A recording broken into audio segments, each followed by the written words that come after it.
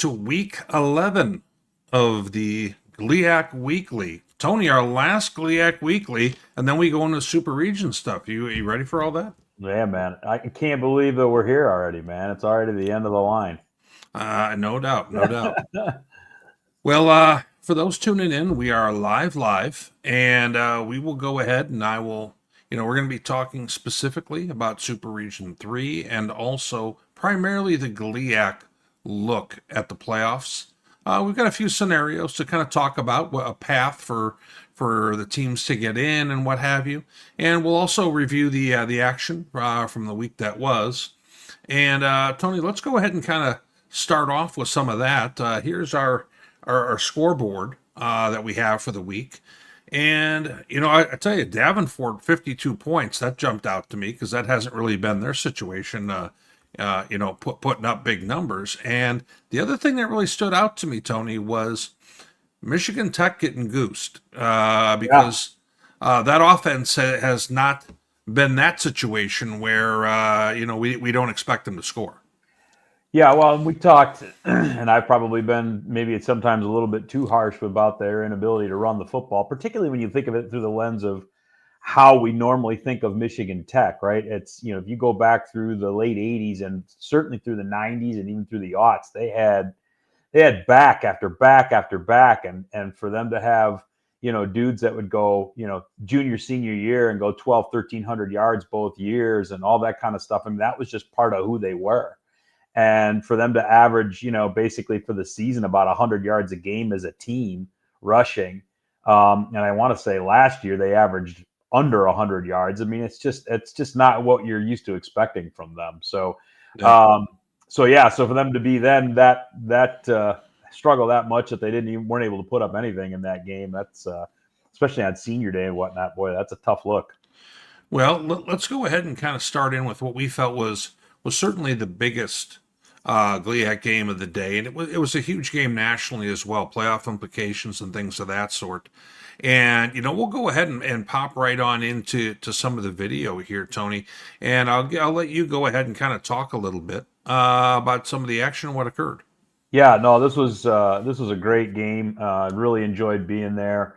Saginaw kind of got off to the jump here with that slant that went the distance, but really that just started what was basically a back and forth first half. So this is Brady Rose getting loose on the outside on a halfback option to hit Cam Underwood for a score. Brady Rose was a pretty prolific high school quarterback in Michigan. So anybody who's not going to cover him on the outside out there has got to be doing that at their own risk.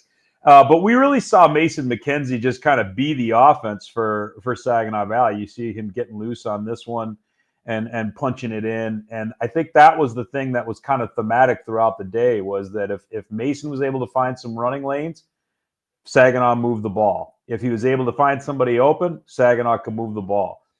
Anything else, Ferris did a real good job of taking all of it away. And that was one of the things that as the game wore on just became thematic. And even in the second half, it became a bigger problem. Saginaw was able to punch in a score to get things from 27-17 to 27-24 in that third quarter, when you kind of were worried for the sake of a good game that Ferris was like maybe going to stretch this thing out. They were able to force a turnover, get a short field, and convert that into points. So they did a great job with that. And then, their last possession, they got down close enough for a field goal and just couldn't connect on it. And then Ferris was able to run things out from there. So I think that was the thing that I think you and I had talked about this on Inside D2 Football going into the week. And it kind of bore itself out, is that we felt like Ferris just had the more complete offense. And that if Saginaw could connect on enough big plays and get enough stops defensively, they'd have a real shot to win this game. I don't think either defense performed to the level that they probably wanted to. And I think that's just a tip of the cap to both of the offensive minds of Tony Anise and Ryan Brady, and just how much these teams know each other.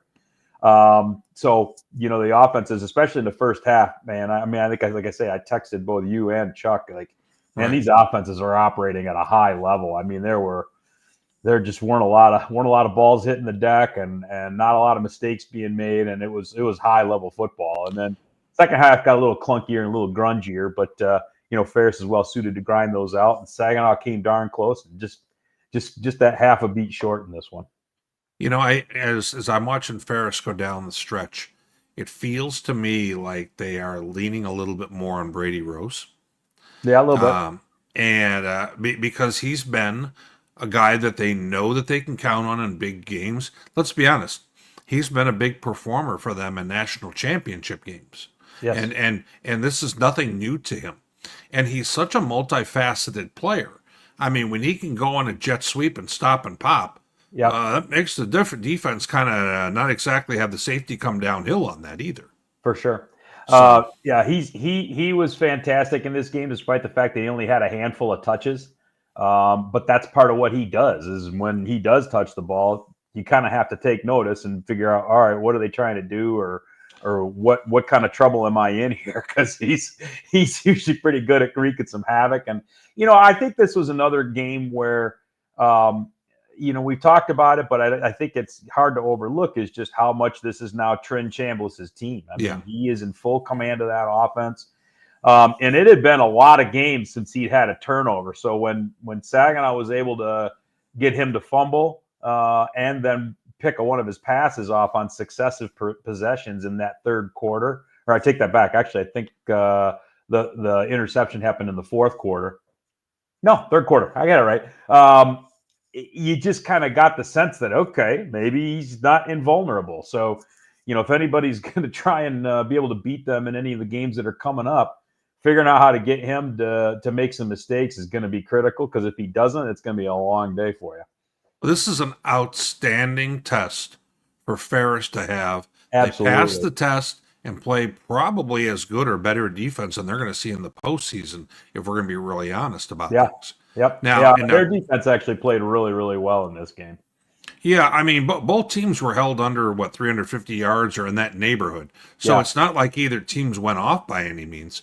Coach Anise, I thought, had some interesting comments after the game, Tony. We'll watch that and then come right back. Sure. It was going to be, it was going to be a challenge. It's a weird thing, but in the last 3 weeks, Harding was number one.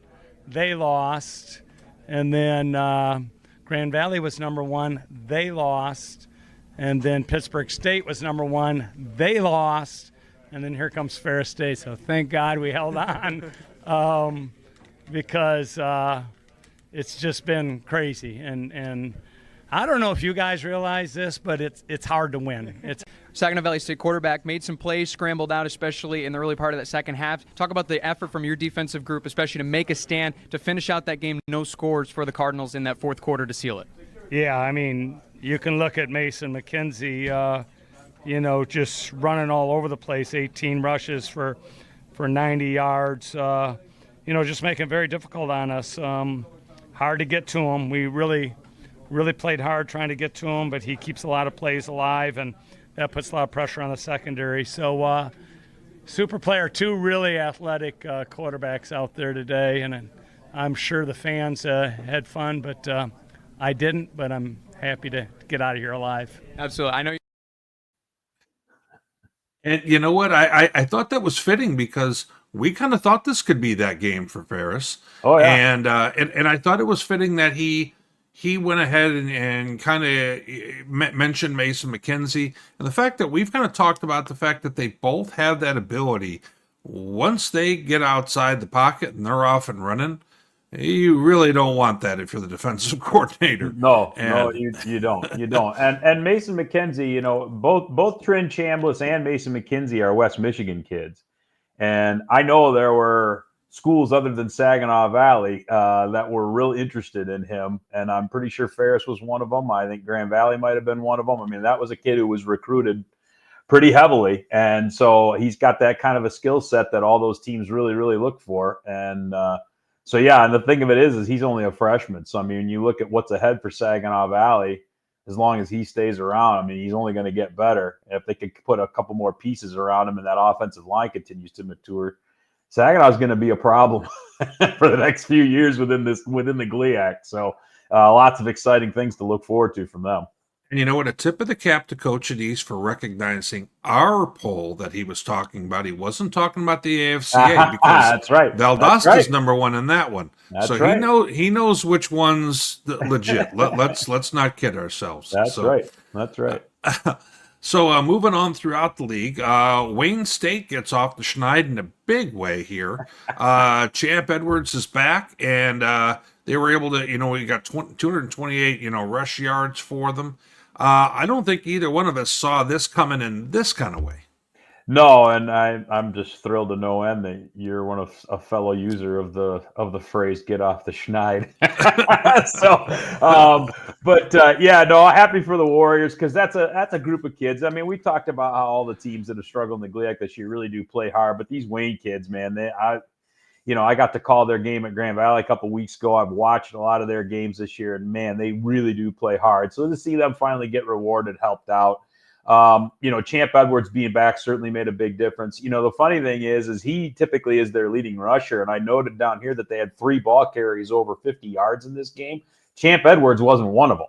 So that just goes to show you how well Wayne was running the ball with balance. And possessing the ball and controlling the pace of play and whatever else. And, you have to look at, too, Roosevelt. Carson Butke played a good chunk of the first half and I think into the second half and then got replaced by Zach Zella. And I haven't been able to figure out if Butke really got hurt or what happened there. But, you see a backup come in and throw 3 picks. That's going to make it real hard to climb out of a deficit. So Wayne is kind of able to pour things on in the second half. So happy for the Warriors to be able to get in the win column here before the season locked out. Absolutely. We felt that they were a better team than the records suggest in some degree of absolution. As we move through the rest of the league here, Davenport with the big number as we were kind of talking about. What were your thoughts on this contest? Yeah, I was a little surprised to see them explode like that. Like we've talked about a couple of different times. I think, gosh, even prior to this, that high water mark had been 32 points for a long part of the season, or 31 points in that loss to Central Missouri back in September. So for them to kind of explode is a little bit surprising in one way, although, Northern's defense is prone to giving up big numbers, so I guess that shouldn't be that big of a shock. But I think the other aspect of this that you can't overlook is that Mac Vandenhout did this leading the Davenport offense, and that was his first collegiate start, So, I mean, He came in for some relief duty last week, against for Micah Horo against Saginaw Valley, and he's basically got the reins now, and he had a pretty good game. 6 of 11, not overwhelming, so they didn't throw the ball a whole lot, but he did find a way to latch onto a couple of scores, get connected there, and then he had a great day rushing the ball, as did Myron Harris, and that's kind of par for the course with Myron over the course of the year. So, the Panthers were real impressive running the football, and the only thing I would say is I was a little surprised to see how many points they gave up. I think that's maybe even the bigger shock is that Northern found a way to put up a 31 spot there. Austin Rydell did a lot of the work at quarterback. Not sure where Aiden Horde was in this game, if that was a coach's decision or if he was hurt or whatever else. But we didn't really see much out of him in this game, if at all. Northern did a great job of running the football, which is what they want to do. I was a little surprised to see Davenport and that defense that has been so good against the run against so many good teams this year kind of get run over a little bit. I mean, it's not like Northern was just getting by the way points here. I mean, if you look at their point dispersion, they were scoring in every quarter. In fact, they were ahead at the end of one. So, I mean, it was a little surprising. Well, in addition to kind of the things we talked about here, Cam Grodhouse, defender for Davenport, ended up getting our D2 National Player of the Week. So that is, there's 15 conferences in Division II, and not only do you have to kind of be your top guy in your conference, but you have to beat out 14 others. Right. So pretty nice, award there, and kudos for a guy. And once again, Davenport, gets themselves to 7-3. Yep. I feel like they're out of the mix, Tony, but we'll kind of tease that for later. There's still a little bit, right. little bit left to talk about there, maybe. So, Yep. And I've seen Cam Groudhouse play, a couple, 3 times in person this year too. And I mean, he is one of the better safeties in the GLIAC. I think he might be somebody that flies a little under the radar. So for him to get some pub this week was pretty cool. By the way, one of our folks in the comments happens to be one of our fellow columnists who is and when we go ahead and we look to do the Super Region 3 pod, which will be starting next week naturally, John Dykstra will then look to join Tony and I, and we'll go ahead and break things down. Or maybe I won't even invite John at all. I was going to say, I was beginning to think that you were just going to say, and John will not be asked to participate. Exactly. John will be in the comments, but no. But in this one here, we had Grand Valley and Michigan Tech. We kind of talked a little bit earlier about the fact that they were able to pitch a shutout. Grand Valley was. I'm going to go ahead and flip a little bit to the highlights here, buddy. And we got a chance to see what I thought was the biggest news coming out of this for a casual observer, Avery Moore, back doing his thing. And you can see in the highlights, he's playing bumper cars. He's not running out of bounds. Yeah. So, he's going at it. Let's go ahead and throw that on here.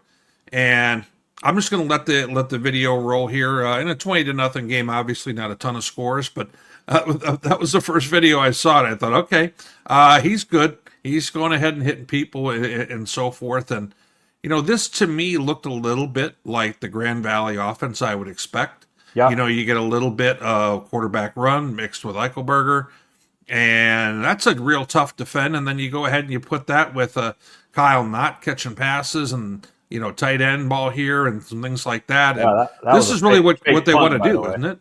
Yeah, that was a fake punt with the tight end catching that one, by the way. So, yeah, Coach Wooster with some cat burglar nonsense going on there, running fake punts inside his own 30. But, Avery definitely looked more like himself in this game. He ended up leading the Lakers in rushing. I think he finds Kyle Knott in the back of the end zone on this one here. For as much as this looked like the Lakers that we would kind of tend to expect, I would also say that the coaching staff's probably pretty frustrated with the fact that they were 3 for 6 in the red zone in that game. So that 20 that they put up, they're probably a little frustrated that it wasn't a heck of a lot more than that. I think the thing to note, though, too, is that, Michigan Tech came into this game as the league's leading passing attack, and they got held to 36 net passing yards in this game. Grand Valley's defense has played pretty well this year, but I'm not sure any of us saw that one coming. No, that I would totally agree with you on that. And, given the fact that that was kind of Tech's calling card this year, these all seem like good things for Grand Valley. We kind of talked about it, Tony, that after the Ferris game, it was kind of a matter of, okay, what's Grand Valley do from here? Because with the injuries, it was kind of like the whole quarterback position thing. You got to put Humpty Dumpty back together a little bit. And I think this was a nice showing that things are mostly getting put back together in the right time just before the playoffs hit. Well, we'll see. I know when you watch this game, you saw 4 different offensive linemen go out.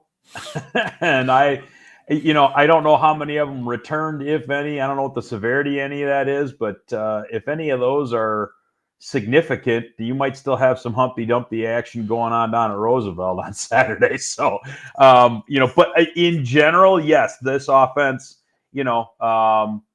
certainly, performed a little bit better last week, coming off against Wayne State, coming off the Ferris game, and in doing so with a back, third string quarterback starting and leading the charge. Right. And so then to get more back and kind of start to look a little bit more normal. Sure, I think Laker fans are probably going to feel pretty good about that.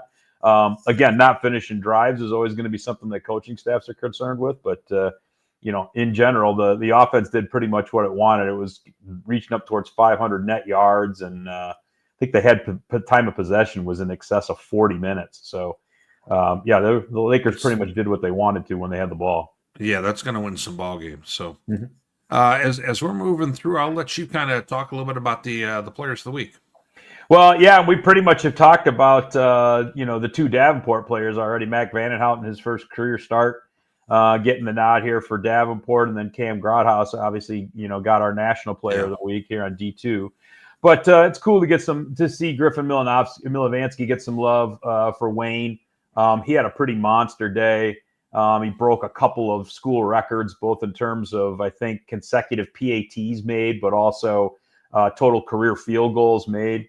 And he was pretty much making everything, and then having some long kickoffs as well, keeping Roosevelt at bay when they were having the bad starting field position or whatever else. So, but he's been a solid performer for his whole career in Detroit, and he's not an unfamiliar name on this list. So it was cool to see him be able to snag one more honor here as his career winds down.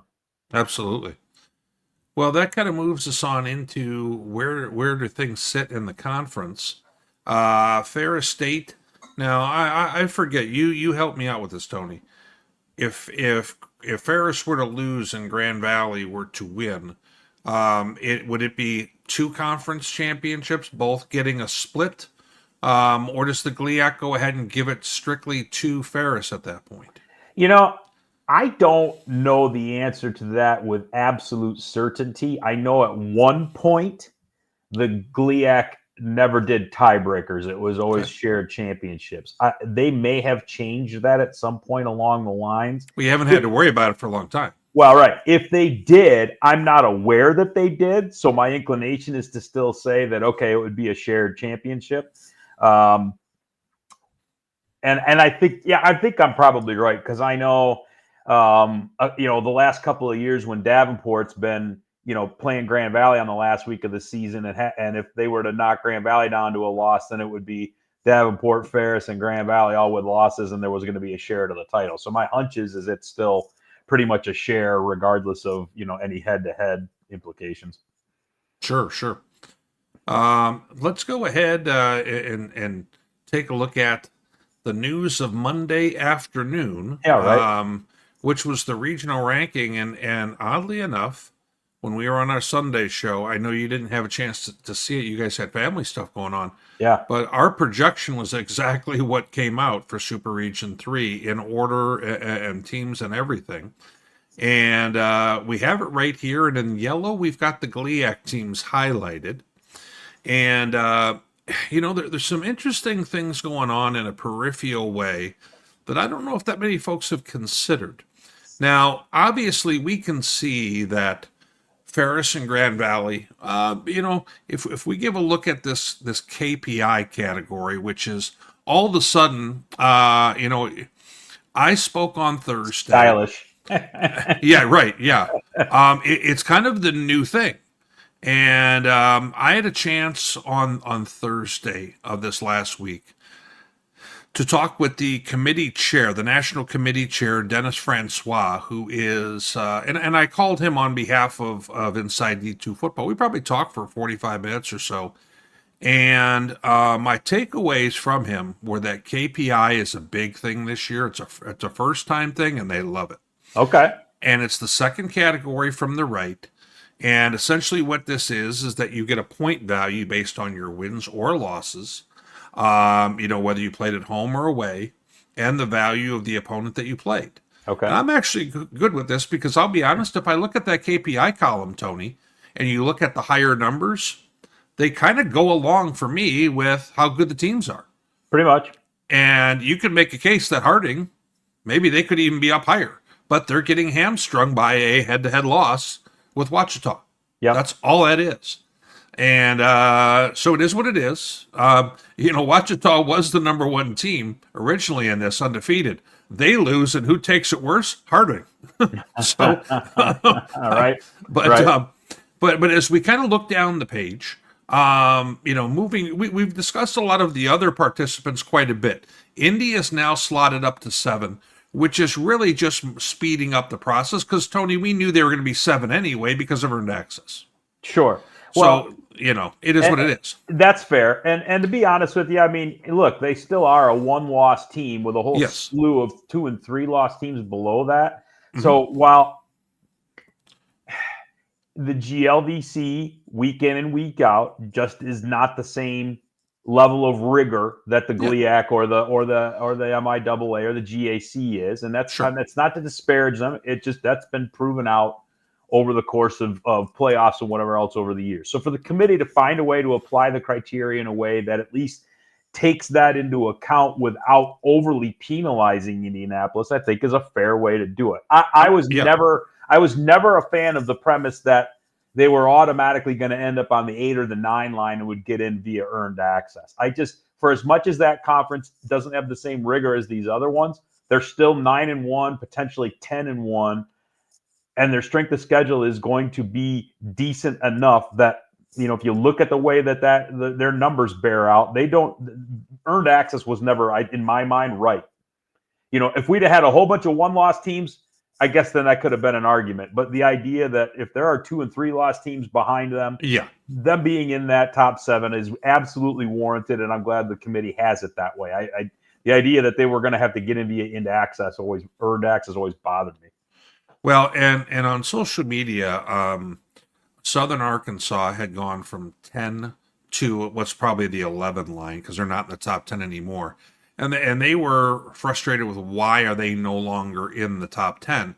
And frankly, that KPI category tells that story chapter and verse. Yeah. Because you're not in the top 10 in that.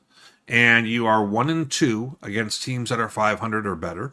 And you play in a silo conference. Yep. You don't really have much case that you can make for yourself at that point when you're in the silo and your KPI is low. There's not really much to hang your hat on at that point. Sure. Well, and I think one of the struggles sometimes, and even we get a little bit caught up in it sometimes, is just it's from week to week. It's so hard not to think of this in terms of standings. Well, standings, but also it's hard not to apply like the NFL model of playoff participation to it, where it's just strictly a math problem and there's no reprieve from it. So sometimes people think, well, gee, we were at this level last week. We did everything we could. We won. We beat who we had, and somehow we drop, and that doesn't make any sense to them. And I get that, but everybody has to remember a couple of things. One, this isn't strictly a math problem. There's subjectivity to it. 2, the subjectivity that's applied here is not the same as the one that's applied to the Division I basketball tournament every March that everyone, looks at key wins and key losses and this, and it has some of that, but it's not in the same way that that's done. And then on top of that, from week to week, it is a snapshot in time. It is not a fluid situation. It's right. Yeah. These are not standings. This is if the playoffs started today. That's what it would be. And so after the next week's games, you get another snapshot. So this is the snapshot as of Saturday's conclusion. The snapshot after this Saturday's conclusion will be something different from this. Now, with that said, because we kind of know and have a feel for where these things are shaking out, you could start to infer certain things. Obviously, if Ferris and Grand Valley both win, they're not going anywhere. Their strength of schedule ratings are high enough. And quite frankly, I mean, if you look at how much higher Grand Valley's is than Ferris, that's pretty significant. But Ferris has the head-to-head. If they're going to end up next to each other in the alignment, Ferris is going to take that seat. On top of that, Ferris's will go up after this week. Grand Valley's will come down a little bit. Yeah, they'll even out. You bet. Yep, they'll even out just a little bit. They'll get closer. KPI is going to still be pretty favorable for both of those teams. So again, the idea that either of those teams isn't going to be on the 1 or 2 line if they win Saturday is pretty. I don't know what else to say. Now, if they both lose, are they both still in? I would think so. Yeah. But that's something that I'm sure they don't want to leave to the committee to figure out. Right. When you start moving down the line from there, it does get a little bit interesting because, I mean, a lot of people are griping about Pitt State with the 2 losses being on the 3 line. But I don't know. I kind of get it. But you see that KPI, that's where that kicks in. Oh, yeah. Because look at that. I mean, in the company outside of Ferris and Grand Valley, Pitt State's got a real nice KPI there. Yep. And now, if we go ahead and we look at some of the rest, let's say we're looking at this from a Saginaw Valley standpoint. The Saginaw Valley fan is going to say, or maybe even their head coach, coach might be watching this. Do you have a path to make it in? I think you do. Let me give you my own hypothesis on this, Tony, and it seems Sure. crazy far-fetched. Don't know if it's that far-fetched. You need Ouachita to lose in the Battle of the Ravine, first off. Okay. You need for them to become a 9-2 ball club with a real bad loss. And when I talked to Dennis Francois, he told me we look at bad losses. Well, that is the poster boy for bad losses. Yeah. Yeah. Now that said, And Chuck coined it correctly Sunday night. They have the best win probably of anybody in the country, Yep. and the best loss of anybody in the country. right? I don't know how you pulled that off, but Yeah. So, but if Ouachita were to the Tigers lose, for figuring out how to do that. then you have to look at, okay, well, why would that be? Saginaw Valley is going to get a little bit of a bump from playing a winning record Michigan Tech team. Yeah. Okay. And I think that they win that game. I think you probably, if we're just looking at this on its face, they're the clear favorite in that. Sure. We'll get to our picks shortly, but they're the clear favorite. And they're playing against a team who's going to play them a lot like Grand Valley did, and that's not necessarily a great thing. So if you look at Saginaw, first of all, I think they're probably going to jump Central Missouri because Central Missouri plays a 2-win ball club in their game. So I think that they're going to move ahead of them in that little deal. Yep. So what do you need? You need Fort Hays State to lose Yep. and Ouachita to lose. Because if Fort Hays State loses, they're going to fall behind the mix. If Saginaw is already going to be moving ahead, now we're at the 8 line. Now we just need the Ouachita loss. And you need the committee to start looking at Saginaw versus Ouachita side by side in a beauty contest. And their nice SOS that Saginaw's going to have a measurable difference in. Yeah. Now, they're also going to have one more loss. But boy, I tell you, that would be a much tougher decision, I think, if Ouachita's there and Saginaw's there with them. And you're trying to figure out who's going to get in. Yeah. I don't think that's that crazy. And I don't think Henderson State gets enough of a bump because you're going to need a heck of a bump to move up. That number one, and number two, you go to that versus 500 bingo column, and Henderson can't get any better than 1 and 2. Exactly. Ouachita would conceivably drop to 2 and 1, and if Saginaw wins Saturday, they end up at 4 and 2. I don't know if that victory takes Tech out of the plus 500 or not. I don't think it's how are they before the game you played them. So they're actually going to be that. Yeah. Yeah. Okay. So then all of a sudden there's that. I think this is going to sound outlandish, but I wonder if the other potential path isn't Pittsburgh State losing. And that thought went through my mind also. While the KPI will probably still remain in Pitt State's favor, Saginaw has then one more win versus a 500 team. And does Tech help Saginaw enough, and Pitt and Northwest maybe hurt Pitt State enough, or is Pitt State's going to stay roughly the same? I don't know. They're still pretty close on strength of schedule. Well, but maybe Pitt even falls behind Central because Central Missouri's got a head-to-head win against them. Right. By 20 points in the jungle. Yeah. So if you're a Saginaw Valley fan, you just need a little chaos. I'm still not sold that Pitt State and Central don't flip anyway, especially if Central beats Emporia. That's who they have, right? No, Central plays a 2-win Missouri Southern team. Who's got Emporia? Central. So I'm talking about Central Missouri. I'm talking about Central Oklahoma. Oh yeah. Well, yeah, Central Oklahoma. They've got Emporia. But here's the problem: is Pitt State beat them head to head. So that's being held against Central Oklahoma in the same way Harding's getting it held against them. Yeah, you were saying Central Missouri beat, but that's right. Yeah, I forgot about that one. Yeah, okay. No, and with two of them in the same conference and all that, this does get kind of confusing. Within the same screen. And so this is the thing is where it starts to get wild. Look, there are really only. So first of all, Ouachita beating Henderson. As much as I picked them because I think they can run the ball, and teams that can run the ball well, Henderson has shown a proclivity to get run over by that this year. So we'll see if that pans itself out.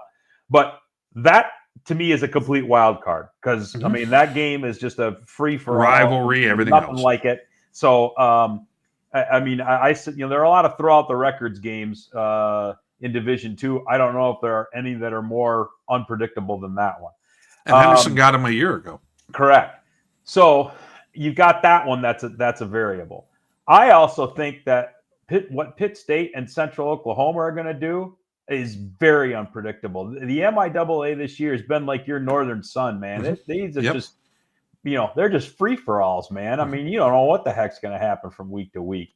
So, Pitt State and Central Oklahoma both losing Saturday. I don't think that's going to happen, but it wouldn't surprise me if it did. And then what the hell have you got? I mean, this is just mayhem in here because then you've all of a sudden got total paths in there or cases for any of the teams that are sitting right now at 8, 9, and 10. They've got a case. Now, I think if you're Saginaw, the more drama there is and the more everything goes sideways, the better it is. Yeah, I agree. Because I'm with you. It's going to be real hard not to take their resume at 3 losses more seriously than Hayes or Central Missouri. And to be honest with you, there's part of me that's looking at some of these numbers, and other than KPI, I'm a little perplexed as to why Saginaw is not maybe up at that 8 or 9 line already. I think it's the KPI I think is that telling this year. Yeah. I think they're using that almost equal to the other measures, if I'm going to be honest. And we've never seen it quite where it's always been wins plus strength of schedule is your main component. Right. Everything else is kind of as needed. And I get the feeling, I mean, the KPI doesn't lie here. You can see it over there. I mean, the way you're going almost down, you're going right down the line unless there's a head-to-head that changes it. Right. Pretty much. So, pretty much. Well, the other guy that we haven't talked about is Davenport, though. Yes. I'm glad you brought them up. Now, Davenport is not on the page, which means that they are not high enough up right now. So this goes all the way through 12. I think Davenport is probably there with Emporia State that we don't see down there with both for 3 losses. Yeah. The challenge is that their strength of schedule is 490 right now, which isn't a good number in this page if we take a look at it. It's going to bump because they're playing Ferris. Right, and they only have 1 win right now. Yeah, they have 1 win over 500 right now. I don't think that even with a win over Ferris, I think this is too big of a leap for them to get all the way up to that 6 or 7 area. Well, and that number 1 and number 2, if Saginaw Valley wins, then that's the end of it.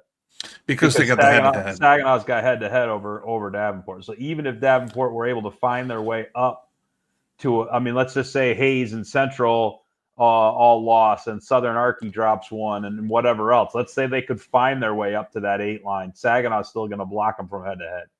And even if Saginaw lost, Central Missouri's got a head-to-head. Yes, that's correct. So Davenport, it's not inconceivable, but man, do they need a lot of help. Yeah, they need this whole thing to go nuts. They basically need 8, 9, 10, 11, 12 that we're showing here to all lose. And maybe, I don't know. Well, you can't have Henderson lose and then Washita not drop. So, they need so much help that it would probably be, one of those 1/10 of a percentage point probability things. But I don't know. We've seen goofier stuff, dude. And Indy's playing at Lincoln, who is 0-9. They're not. So that they just unless the bus doesn't make it there, they're probably. That's what I was going to say. The bus is going to have to blow a tire or something for that one. Now, as we're taking a look at that stuff, Tony, I don't normally go. And by the way, I want to thank our guy Inkblot for drumming up all the data like he does. He gives us the ability to even make any type of assessments like the ones we're doing right here. Now, that said, I'm going to go ahead and mention a little bit. Inkblot drew up, if things were to end right now, what that snapshot would look like. And I'm doing this for the top right portion of the page. Because, there's a chance that nobody in the top 4 loses. And if all of them were to win out, you are probably looking at, Ferris on the 1 line, Grand Valley on the 2 line. I think Indianapolis coming to Grand Valley, to me, it almost feels like that one. If anything's a certainty, that would seem like my certainty right there. Yeah, and unless the only thing would be, does somehow the committee get in its head that there's somehow a reason to send maybe like when you think about geography, Indianapolis and Findlay are relatively close to each other. Findlay's actually probably maybe 45 minutes to an hour shorter into West Michigan than Indianapolis might be. So does the committee decide to get harebrained about it and swap a couple of teams? I could be right. I suppose. But I mean, but then you're going to have to send Indy where? I mean, You'd have to send them somewhere east. Are you going to send them to Slippery Rock or something? I mean, I don't know. I just, that to me seems like you're splitting hairs at that point. Just keep them in the region and send them up. So I mean, Indy only being 250 miles away from Grand Valley, that's a pretty easy trip in the overall scheme of things. Right. Boy, I tell you, if things hold and Pitt State hosts Harding, yeah, right. Katie, bar the door. That's a that feels like a semifinal type matchup being played in round one. Well, and I guess let's see what happens this week, man. I mean, Pitt State just kind of hasn't looked like themselves here during this. Yeah, I don't. If you're Pitt State, I'm not sure you'd be real excited about that. Well, you're not excited about this, but it's like, geez, you got a rivalry game against a team that's already ticked off about where they are for the year, and them spoiling your party is going to make them feel better about themselves. So, I mean, that Northwest game this Saturday's got to be. I mean, if I'm a Pitt State fan, I'm scared to hell of that one. Yeah, and then if the Central Oklahoma Watchdog, that would be interesting. I have a feeling that's the one we somehow don't see, Tony. I got a feeling one of those two teams has a bump in the road because you got Central Oklahoma's got Emporia, Watchdog's got the Battle of the Ravine. Something tells me we're not going to end up seeing that matchup. I don't know, but we'll see. But in any event, it would be fun if it stays like this and everybody just has to win. Everybody's got control over whether it does. But I'm with you. We've seen too many crazy things happen over the last 4, 5, 6 weeks. The idea that we're going to get a week 11 that's just completely benign with nothing happening, I don't know, man. I don't buy it. Well, I'll tell you right now, I would be thrilled to see the bracket with Ferris State at the top, and in that same quad have Grand Valley at the opposite, because that means we're not playing each other right away. Correct. And as a fan of D2, I want to see that. I don't want to see them cannibalize each other at the beginning. It's not what's good for the tournament. No, I agree. And I also don't necessarily want to see, I mean, if it stays like this, at least we're getting 2 GAC versus MIAA matchups versus having in-conference games. You know what I mean? Yep. So I'm okay if as much as I don't necessarily want to see Pitt State and Harding playing each other in the first round.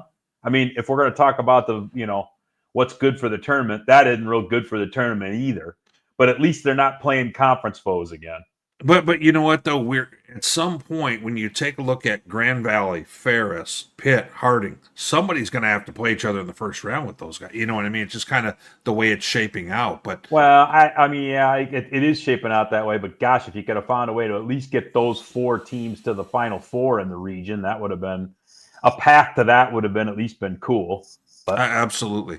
Now, I did have some folks on our show kind of send me messages inquiring, saying, "Hey, Witt, who's on the committee for SR3?"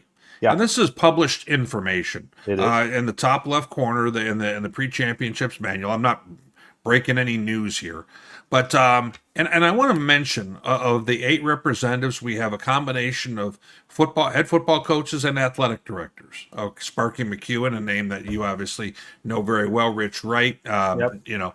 I actually had the good fortune to actually meet Steve Brocklebank for the first time up at Ferris this past Saturday as well. So that's funny you say that. He came up to Chuck and I and introduced himself. Yeah. And when we were down in Oklahoma. Or Pitt State, not Oklahoma. What am I saying? But I felt like we were in Oklahoma. We were so far away. It was probably hot like Oklahoma. I'm mentioning this because I want to give these folks a tip of the cap for taking their time and efforts to going ahead and doing this. Yeah, this is thankless work.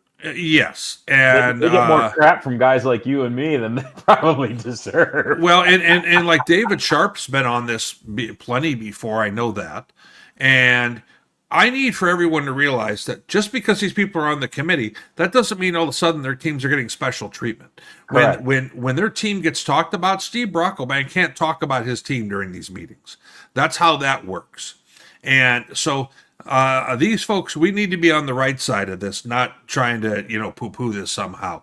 And, I wanted to make sure everyone realized, what, these folks are putting in their time and effort. I had on our other show, somebody say, kind of like, who's on this committee? Like, is it people sitting in an office in Indianapolis, who aren't attached to football? No.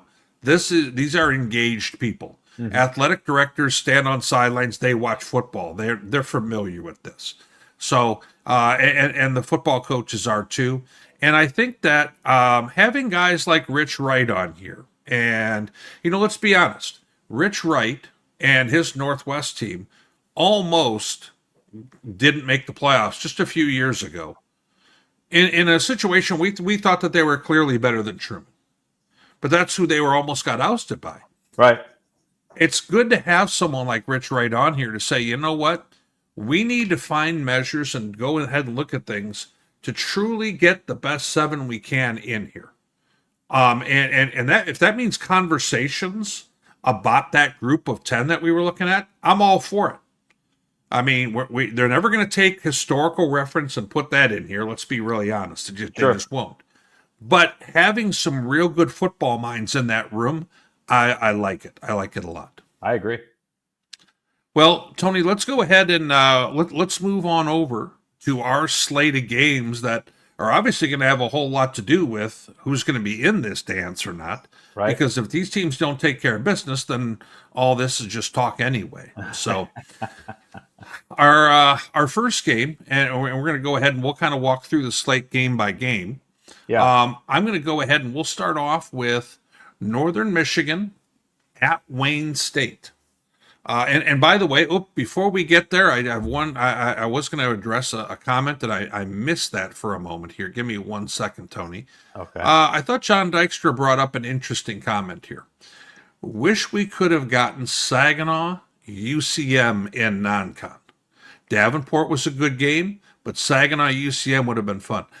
Man, I totally agree. I mean, that would have been, with the way the UCM offense is with Zabrowski and the Saginaw defense and all that, I think that would have been a real entertaining matchup. Well, it would have, but I think that's the thing is you could take any one of those top 3, 4, 5 teams from the MIAA and those top 4, maybe 5 teams from the GLIAC and put any of them against each other, and it'd be a lot of fun.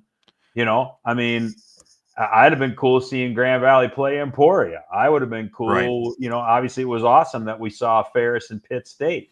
I would have loved to have seen Central Oklahoma play Saginaw or Davenport. I mean, you could throw them in a hat and pick them out, and it'd be a riot.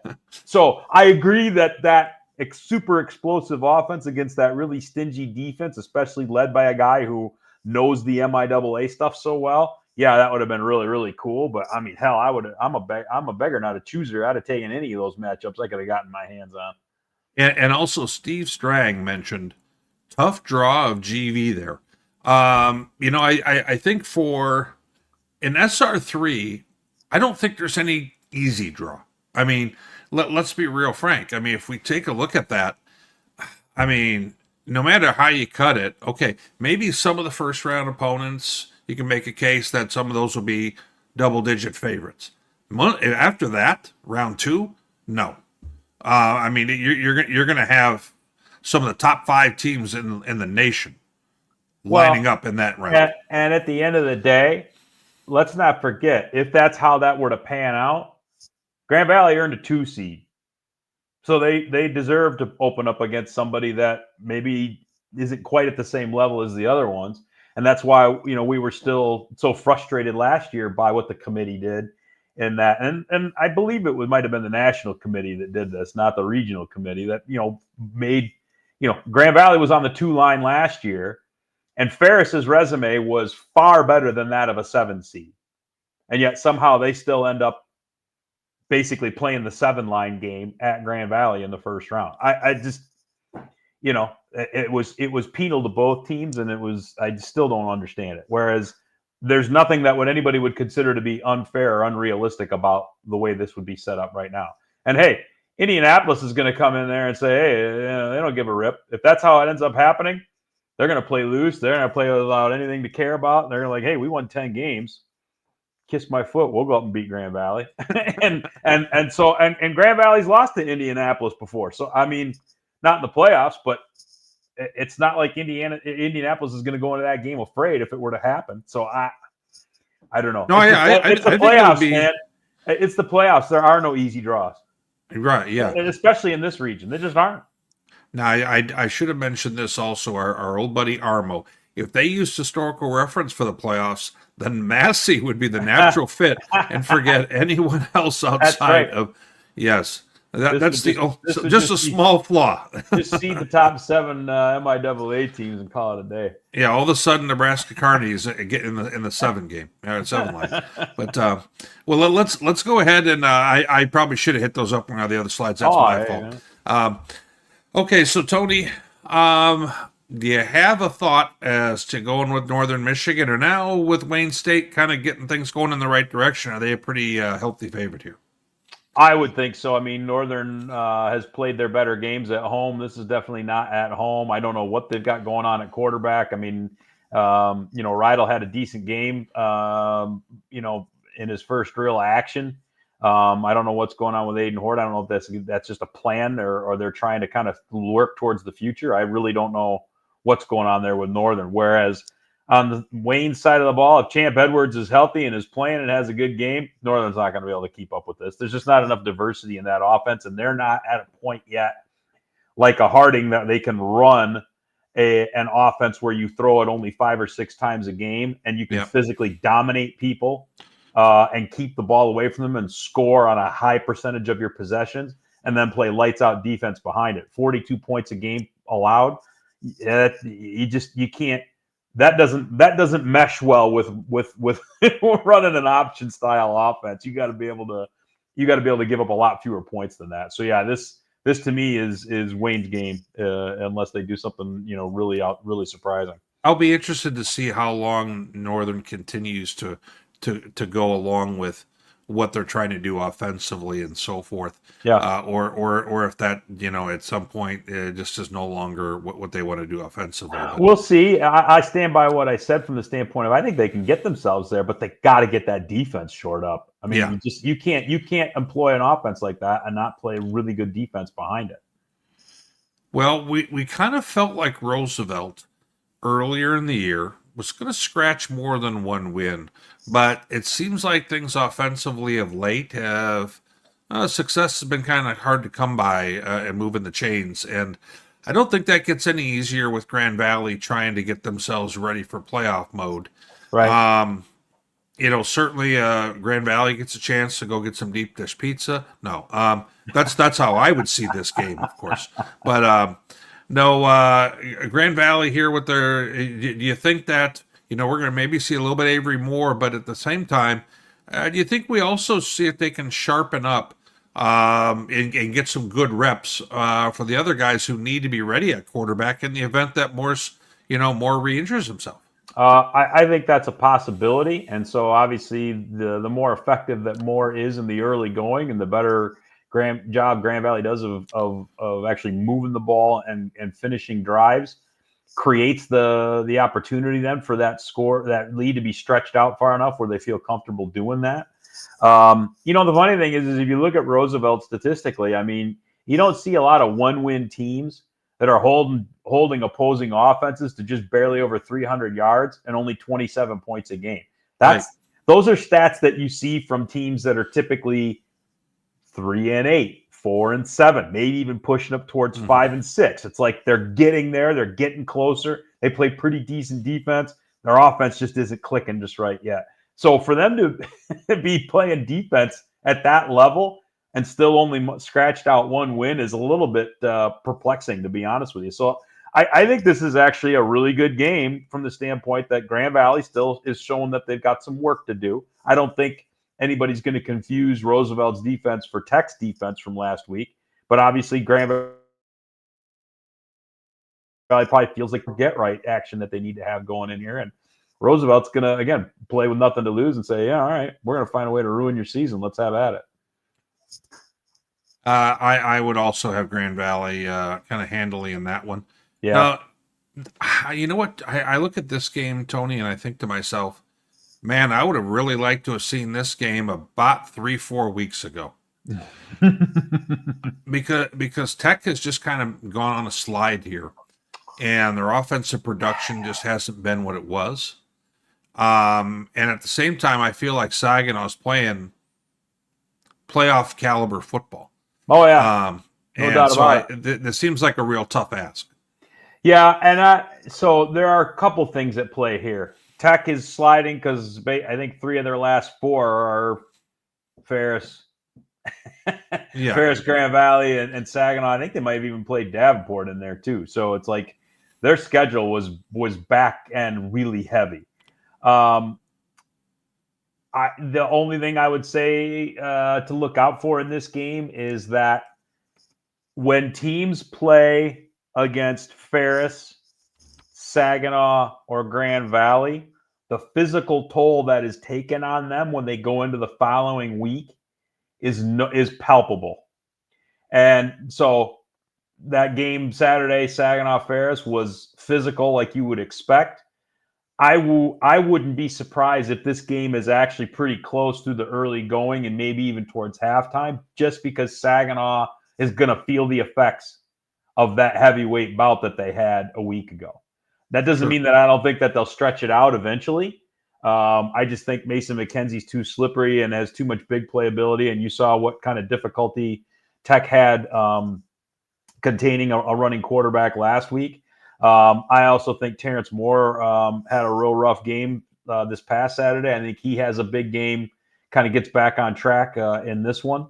And I think ultimately, even if Saginaw does come out a little bit flat and a little bit, light in the juice, let's just say, that defense is still so good. And I think that's one of the things that, Tech is showing, that when they play those more elite defenses, it's a big ask for them to get things cranking. And I mean, what they had Saturday, they're going to do one of two things. They're either going to come out hopping mad because they feel like they underperformed, or they're going to be like, okay, man, we're just at the end of the season, we're out of steam, and we got to play another defense that can do all the same things that Grand Valley just did. So I favor the Cardinals here. I don't think there's anything too outlandish about that or surprising. At the same time, this is one of those games where you wonder, is Saginaw deflated? Because they know if they'd have won last week, we didn't really talk about this, when we were showing the playoff slide. If Saginaw had won last week, you'd have had Pitt State and Saginaw Valley sitting there with 2 losses and head-to-head over a 2-loss Ferris team. What would the committee have had to do with that? Yeah. And so is Saginaw just bummed and deflated because they didn't get that done and they were this close? I don't know. We'll see. This is going to be a pretty emotional game, I think. One to wrap up the season for both teams. Absolutely. Well, I think we both have Saginaw on that one. Yep. And then as we kind of move on, the best game of the group here, Davenport, trying to take their shot here at the champ. And Ferris, coming on in, that offense just kind of continue to get better over the course of time. And I get the feeling that watching this game, it's going to be very similar to the way Saginaw was able to really limit them offensively, Pat Davenport, that is, for a large portion of the game. And I think that Ferris just seems to have too much electricity on offense.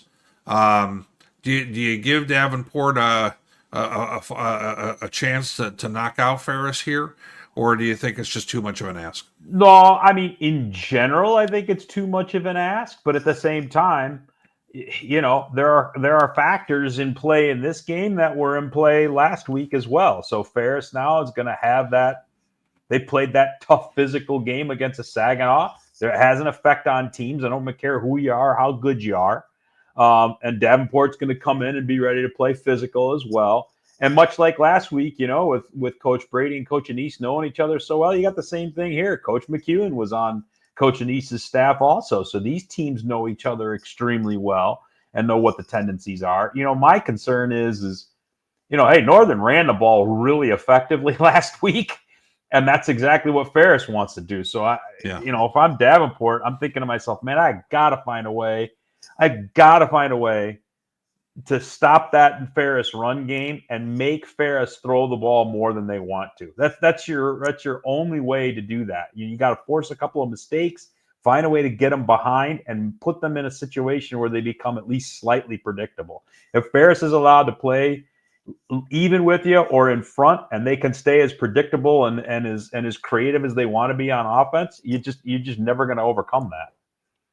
Well, here's something that interesting with Ferris is 6th in the nation right now in points allowed at 11.2. Yeah.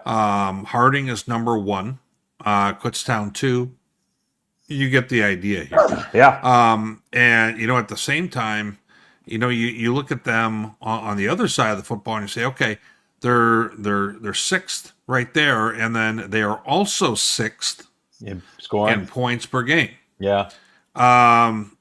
There's not Harding's on that list right up there with them.